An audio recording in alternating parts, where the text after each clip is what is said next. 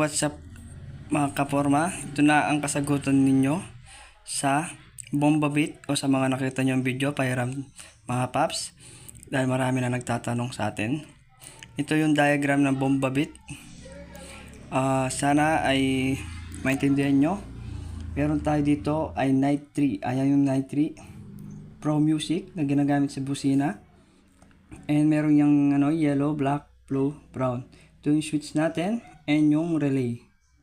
Ayan yung relay natin. Pwedeng 4-pin pero maganda 4-pin talaga. May wire tayo dito. Accessories wire yan. Ayan. May switch. Yung isang pa naman ng switch natin papunta ng yellow sa Night 3 and yung sa black papunta ng ground. And yung sa blue papunta ng 85 ng ating relay. Pwede naman yung brown pero mas maganda yung blue o kaya yung brown. Pero mas maganda yung blue. Ito na naman dyan na pwedeng ilagay dyan. Pares lang naman dyan. Na nilalabas na positive. Ayan. Blue. Papunta ng 85.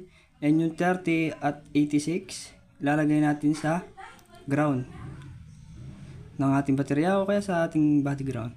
And yung 87 papunta ng pulser. Ayun lang mga kaporma. Sana naintindihan nyo. And bye bye. Bombabit na mga kaporma.